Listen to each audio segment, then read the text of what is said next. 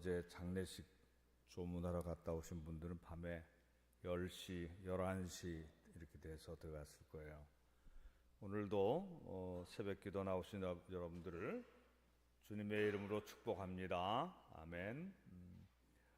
이번 주간은 세일의 둘째 주간인데 주로 마태복음 말씀, 누가복음도 들어가지만 그리고 주로 이렇게 임원들, 우리 재직들에게 필요한 청지기, 또 임원들에게 필요한 그런 말씀들이 이번 주간에 주요한 그 주제가 될 것입니다. 그 다음 주간에는 이제 고난 주간이니까 또 고난 주간 말씀으로 하도록 하겠습니다. 오늘 마태복음 18장 1절 이하의 말씀인데, 천국에서는 누가 위대하냐? 예수님이 어린아이 하나 데려다가 이 어린아이 같은 자, 이 어린아이 같이 자기를 낮추는 자가 천국에서 큰 자니라, 그렇게 말씀하고 계시는 거죠. 내 이름으로 이런 어린아이 하나를 영접하면 그것이 곧 나를 영접하는 것이다, 이렇게 말씀을 하고 계셔요. 마태복음 18장 10절 우리 다시 한번 같이 읽어보도록 하겠습니다. 마태복음 18장 10절 시작. 삼가 이 작은 자 중에 하나도 업신여기지 말라. 너희에게 말하노니 그들의 천사들이 하늘에서 하늘에 계신 내 아버지의 얼굴을 항상 배움느니라. 이 작은 자 중에 한 사람도 업신여기지 말라, 이렇게 말씀하고 계셔요. 누구든지 나를 믿는 자 중에 이 작은 자 하나를 업신여기거나 실족해하면, 여기 오늘 포인트가 있습니다.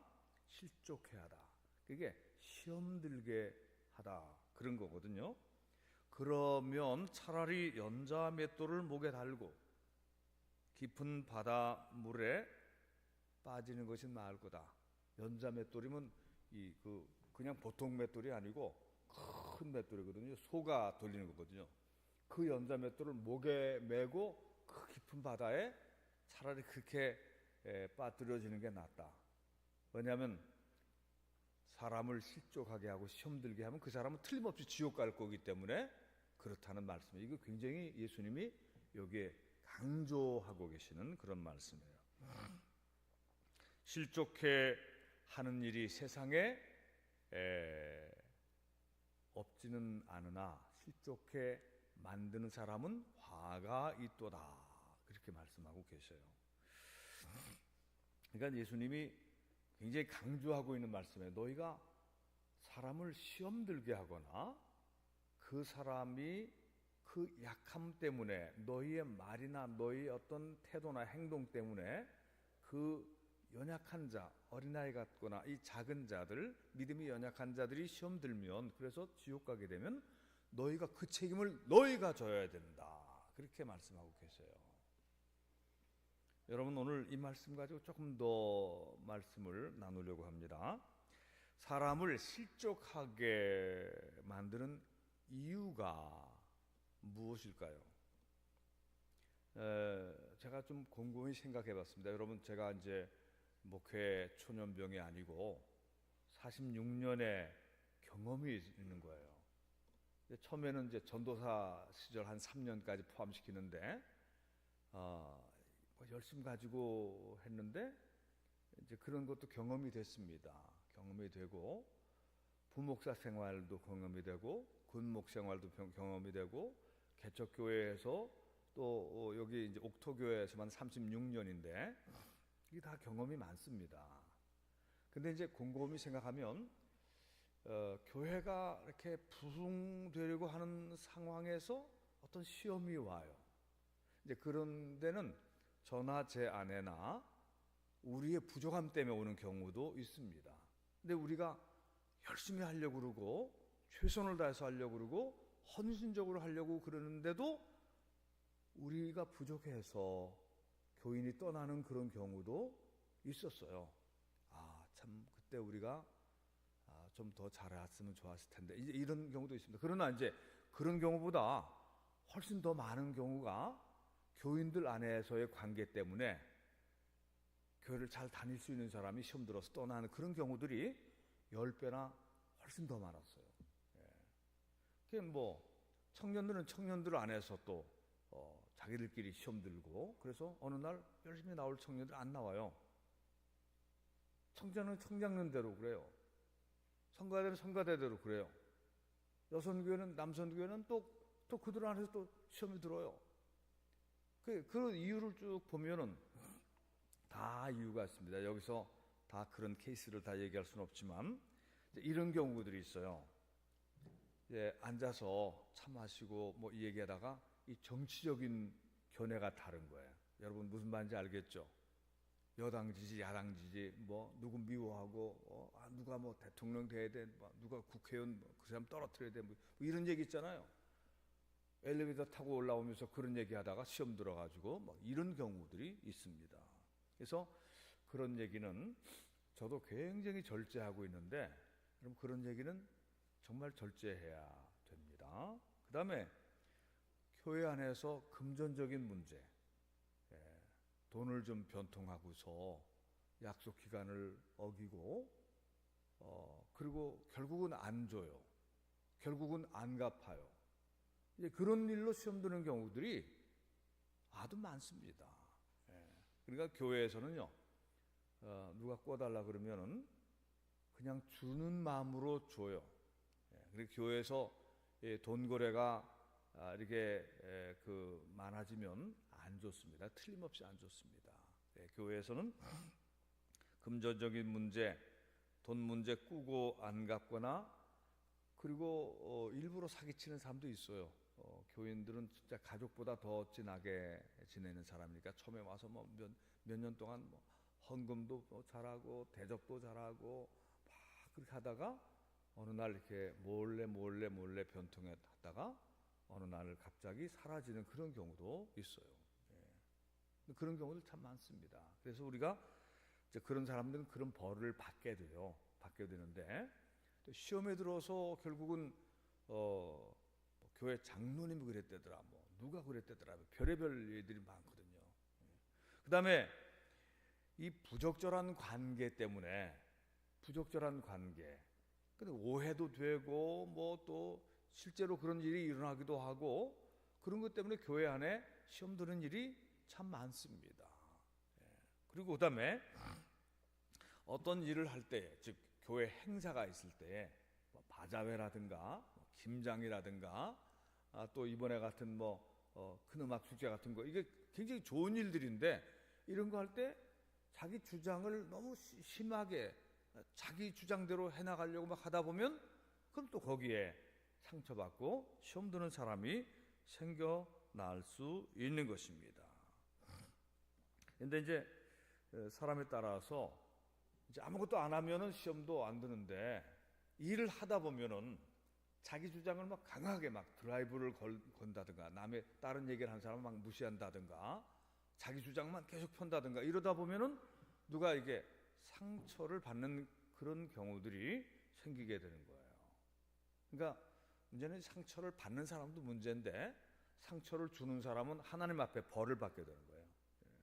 시험에 들게 하는 사람, 그런 사람은 연자맷돌을 목에 메고 바다에 차라리 빠지는 게 낫도다. 왜냐하면 그 사람들은 회개하지 않으면 지옥 갈 거기 때문에. 지옥이 장난이 아니거든요. 지옥이라고 하는 거는 정말 무서운 곳인데, 그런 사람들은 그렇게 지옥에 갈 운명에 처해 있는 것이다. 근데 이제 나쁜 의도가 있는 사람도 있어요. 그런 사람들은 악인입니다. 근데 나쁜 의도가 없는데도 주의하지 않고 배려하지 않고, 그 사람이 교양이 부족해서, 이 교양이 부족한 것이 문제인 거예요. 어떤 전문 지식이 없는 게 교양이 아니고, 사람에 대한 이 사랑의 마음이라든가 배려의 마음이 부족한데, 인간적으로 열심만 내려고 하는, 자기 막 주장만 주장하려고 하는 이런 경우에 선한 일을 이루는 것이 아니라 사람들한테 상처만 주는, 사람들을 시험에 들게 하고 그런 경우들이 많이 있는 것입니다. 무의식적으로 날카로운 말이나 감정 상하게 하는 말이 나가는 경우, 성격적으로 다듬어지지 않은 교양 없는 말들. 그래서 우리가 하나님의 말씀을 잘 배우고 또 잘 묵상하고 그리고 자기 자신을 먼저 돌아보는, 각각 자기 일을 돌아볼 뿐만 아니라 다른 사람들의 일을 돌아보라, 그런 말씀도 있지요. 그래서 우리가 불친절하거나 무시하는 태도로 사람을 업신여기거나 또 업신여김을 당할 때에 감정을 드러내고 막 화를 냈을 때에, 이럴 때에 이제 문제가 생겨나는 것입니다. 이런 것들이 예수님께서 우리에게 특별히 주의하도록, 조심하도록 가르치고 계시는 그런 말씀이라고 볼 수가 있어요. 자, 만일 이제 그런 일이 생겼다, 그랬을 경우에 그러면 그 문제를 어떻게 해결하느냐, 그런 사람을 어떻게 위로하고 치유하고 회복시킬 수 있나,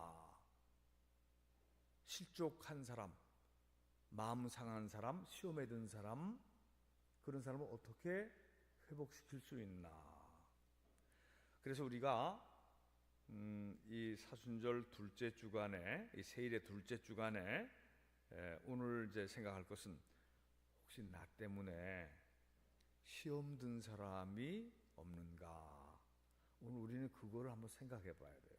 우리는 지금까지 하여튼 뭐 열심히 신앙생활 하느라고 왔는데, 혹시 나 때문에 시험 든 사람은 없을까, 그런 생각을 해봐야 돼요. 그런 사람이 생각나거든 진심으로 사과하고 오해를 풀어주도록 노력을 해야 합니다. 꾸준하고 성실하게 진심으로 대해주면 그 사람에게 간 상처를 좀 회복시켜 줄 수 있을 것입니다. 상대방의 마음에 감동을 주면 상처받았던 사람의 마음도 좀 바뀌게 될 것이죠. 그러나 우리는 여전히 어리석은 데가 많이 있어요. 그래서 우둔함으로 먼저 하나님께 기도를 많이 해야 돼요. 기도 많이 하고, 우리가 모르고 지은 죄, 주여 우리가 알고 지은 죄, 모르고 지은 죄를 다 용서해 주시옵소서, 또 이렇게 기도하는데, 저도 이런 이제 기도를 배웠죠. 어릴 때, 전도사도 아니고 신학생도 아닐 때, 교회 다닐 때 어른들이 기도할 때에 알고 지은 죄, 모르고 지은 죄를 용서해 주시옵소서, 그럴 때 우리가 모르고 지은 죄들이 많이 있구나, 모르고 지은 죄, 그것도 주님께 용서를 구해야 되겠구나, 이렇게 이제 저도 배우면서 온 것입니다. 우리가 모르고 지은 죄가 많은 거예요. 그러니까 나는 항상 옳다, 그렇게만 말하면 안 되는 거예요. 우리가 모르고 지은 죄들 참 많습니다. 우리가 모르는 사이에 다른 사람한테 상처를 준 그런 경우도 있는 거예요. 그래서 먼저 하나님 앞에 기도하고, 앞으로는 나로 인해서 실족하는 사람이 정말 없도록 세심하게 주의하고, 말할 때도 배려하고. 여러분, 그래서 이제 저도 많이 조심하면서 많이 생각하면서 말을 하는 것입니다. 설교할 때도 함부로 막 말하는 게 아니에요, 여러분. 많이 조심하면서 하나님 앞에 기도하면서 하나님이 주시는 지혜를 따라서 교정을 하는 겁니다. 때로는 사모님이 저한테 교정을 해주기도 해요. 그거를 제가 잘 받아들입니다. 그래서 빗나가서 시험 들지 않도록 어떤 사람에게 조심하는 겁니다. 그러니까 여러분들도 그렇게 해야 된다는 거예요. 장로님들도 말에 조심해야 되는 거예요. 무슨 말인지 동의하시면 아멘. 장로님쯤 되면 말에 조심해야 되는 거예요. 말에.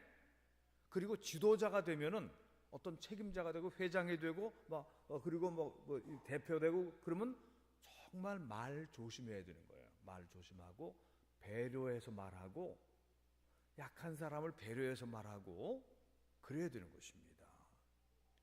성령님의 도우심으로 현재 시험과 환난과 괴로움 중에 있는 사람들을 적극적으로 돕기 위해서 나서야 되는 거예요. 그래서 시험, 우리가 이제 이렇게 기도하잖아요. 우리를 시험에 들게 하지 마옵시고 다만 악에서 구하옵소서. 이 기도를 그냥 건성으로 하면 안 되는 거예요. 기도할 때마다 하나님, 우리를 시험에 들게 하지 마옵시고 다만 악에서 구하옵소서. 기도할 때마다 혹시라도 내가 다른 사람을 시험에 들게 하거나 혹은 또 내가 시험에 들거나 그런 일이 없도록 특별히 그 부분을 신경 써서 생각하는 것이죠.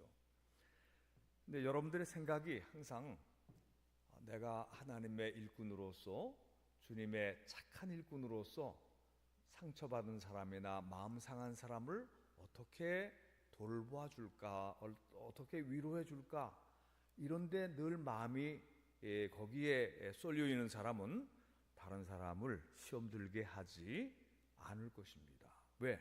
그 사람의 생각이 늘 다른 사람을 어떻게 잘 케어해줄까, 격려하고 위로해줄까, 여기에 늘 생각이 있기 때문에 이런 사람은 실수를 거의 안 하죠. 늘 배려하니까 그런 것이죠. 여러분 그렇게 되기를 축원합니다. 지금보다 더 많이 생각하고 거기에 마음을 쏟아야 됩니다.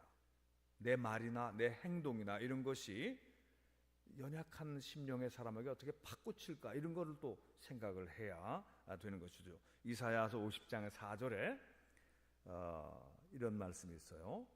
주 여호와께서 학자들의 혀를 내게 주사 나로 곤핍한 자를 말로 어떻게 도와줄 줄 알게 하시고 아침마다 깨우치시되 나의 귀를 깨우치사 학자들 같이 알아듣게 하시도다. 하나님의 종의 노래 중에서 나오는 말씀이에요. 주 여호와께서 학자들의 혀를 내게 주시사 나로 곤핍한 자, 곤고한 자를 말로 어떻게 도와줄 줄을 알게 하신다. 곤핍한 자를 말로 위로해 줄 줄 아는 그런 사람이 되어야 되는 거예요. 그렇게 되기를 축원합니다. 이제 오늘 마지막 부분으로 마태복음 18장 12절부터 14절을 같이 읽어보십시다. 마태복음 18장 12절부터 14절 다 같이 시작. 너희 생각에는 어떠하냐? 만일 어떤 사람이 양 100마리가 있는데 그 중에 하나가 길을 잃었으면 그 99마리를 산에 두고 가서 길 잃은 양을 찾지 않겠느냐? 진실로 너희에게 이르노니 만일 찾으면 길을 잃지 아니한 99마리보다 이것을 더 기뻐하리라. 이와 같이 이 작은 자 중에 하나라도 잃는 것은 하늘에 계신 너희 아버지의 뜻이 아니니라. 아멘. 오늘날 길 잃은 양들이 사방에 흔히 보이는 시대입니다. 예전에 교회를 다녔던 사람인데 한동안 쉬고 있어요. 시험에 든 사람입니다. 어릴 때는 다녔으나 한때는 잘 다녔으나 지금은 아무데도 다니지 않는 실족하여 길 잃은 영혼들이 흔히 보이는 시대 많단 말이죠. 안 나가는 교인들, 그걸 가나안 교인들, 거꾸로 안 나가 가나안, 그런 교인들이 참 많다는 거예요. 실제로 교회에 제적이 돼 있는데 교회를 거의 안 나오는 그런 사람들도 많이 있는 겁니다. 그러므로 우리도 예수님처럼 잃은 영혼을 찾는데 더욱 열심히 있는 사람들이 되어야 할 것입니다. 잃은 영혼을 찾으라, 주님이 그렇게 말씀하셨어요. 이 말씀을 붙잡고 기도를 하십시다. 이번 사순절 동안 이 또 부활절을 맞이하기 전에 잃은 양이라고 생각되는 사람들 몇 사람이라도 생각하면서 주님의 마음으로 그 사람들을 찾아봅시다. 잃은 양, 우리 가족 중에 있기도 하고 가까운 사람들 중에 있기도 하고 그 사람 이런 양 우리는 금방 얘기할 수 있을 거예요. 어떤 일로 인해서 시험에 들어서 실족해서 혹은 그가 게을러서 이런저런 일로 신앙생활에서 떨어진 길 잃은 양, 그 길 잃은 양을 주님께서는 찾아오라고 우리에게 말씀하세요. 100마리 양 중에 한 마리를 잃어버렸으면 선한 목자는 그 99마리를 한 군데 모아두고 거기는 그 슈퍼트한테 지키게 하든지 하면 소년에게 지키게 하든지 하고 목자는 양을 찾으러 간다. 그래서 험한 골짜기 막 찾아다니고 그 양을 찾은 다음에 그 양을 안고 기뻐서 돌아온다. 이와 같이 너희도 잃은 양을 찾아야 된다. 이 작은 자 중에 하나라도 잃는 것은 하늘에 계신 너희 아버지의 뜻이 아니니라. 그래서 우리 오늘은 말이죠, 잃은 양을 찾도록 우리에게 권하시는, 말씀하시는 예수님의 말씀을 우리 마음에 담고 기도합시다. 내 주위에 실족하고 길 잃어버린 사람, 주님을 멀리 떠난 사람, 우리 주님이 찾기를 원하시는 사람, 그 사람을 위해서 내가 할 수 있는 일이 무엇인가? 선한 목자의 마음으로 그를 위해서 기도하고 손잡아주고 따뜻한 말로 위로해주고 학자의 혀를 내게 주사 곤핍한 말로 어떻게 그들을 위로해줄 줄 아는, 심령이 곤고한 사람을 어떻게 위로해줄 줄 아는 그런 사람이 되도록 성령님께서 나에게 은혜를 주시고 지혜로운 은혜로운 말씀을 또 내게 주시고 그들을 잘 품어서 주님께로 돌아오게 하는 이런 사명을 우리에게 깨닫게 해주셨으니 그 사명을 우리가 게을리하지 말자. 우리 함께 기도할 때에 잃은 양을 생각하면서 그 이름을 조용히 부르면서 기도하십시다. 그 후에